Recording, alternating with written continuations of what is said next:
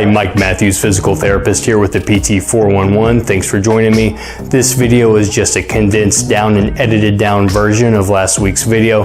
Now, last week we went over why posture is so important. We looked at strategies for posture as well, but for this video, all I wanted to do is condense down a shorter video on why it's so important. So this video is just going to highlight why posture and why keeping a nice neutral position is so important. Hope you find this informative. Enjoy.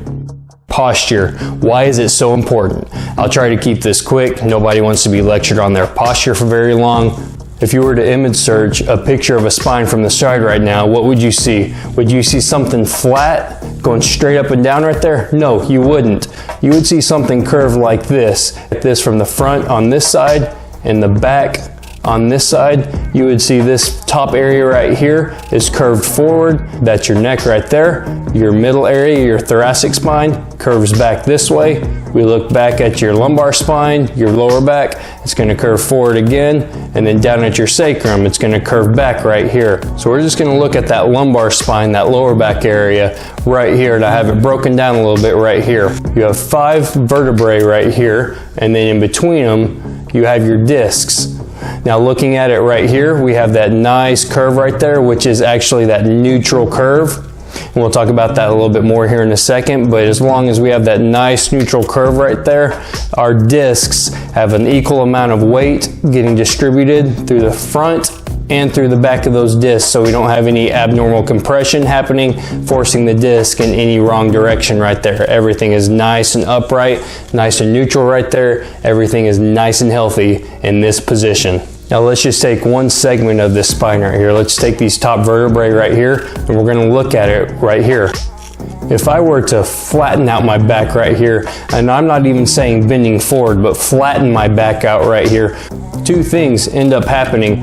One, the back of the spine, the entire back of the spine opens up. The entire front of the spine where these discs are closes down. But not only that, most of that compression on that disc happens way more forward than it does backwards. So now not only are you having compression going through the whole disc, the majority of that compression is happening more forward, and this disc right here has nothing to do but start traveling backwards, which under normal circumstances it's supposed to do that. And then when we come back up to neutral, everything slides back forward and everything's nice and neutral again.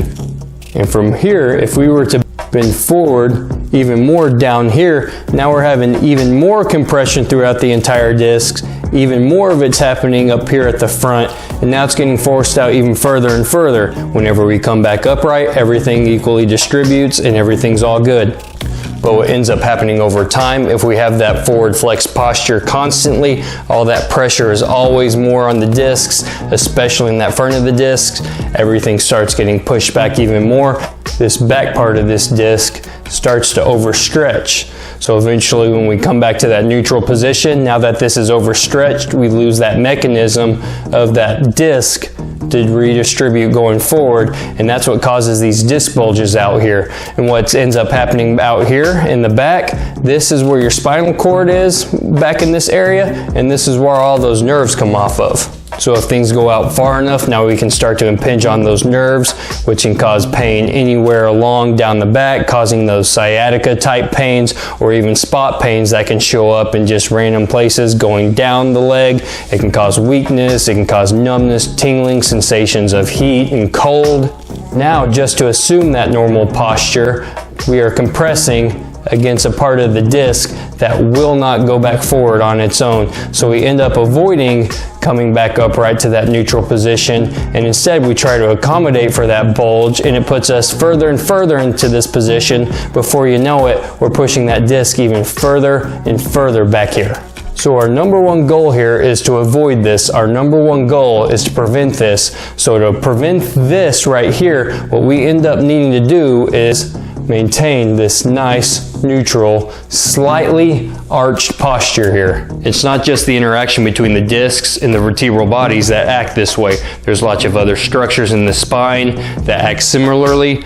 As long as we stay in a nice neutral position, we can really reduce our risk of causing injuries. And there's a pretty common argument that I hear about people trying to prevent this position, looking more at the hips. Am I having too much of an anterior pelvic tilt, too much of a posterior tilt? You have many people that don't arch their back enough throughout the day because they're trying to avoid this so-called anterior pelvic tilt.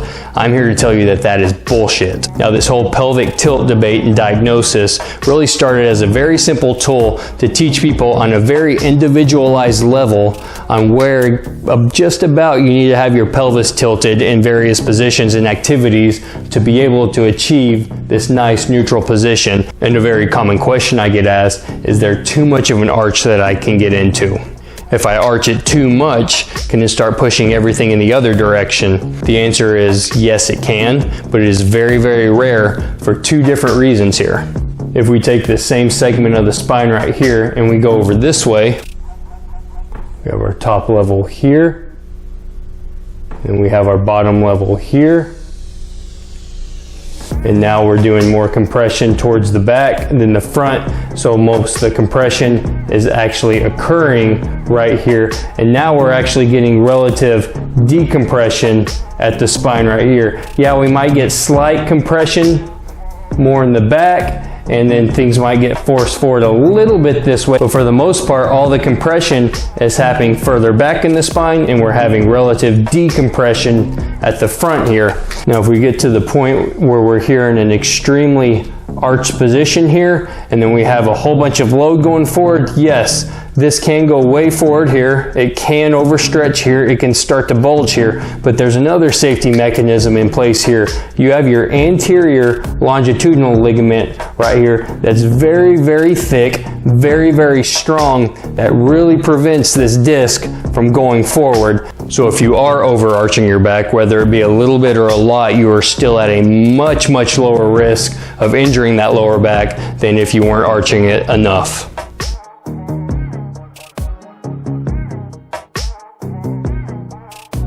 Hey, thanks for watching this video. If you're not already on YouTube, head on over there, hit the like button, definitely hit the subscribe button so you can be notified when I come out with another video.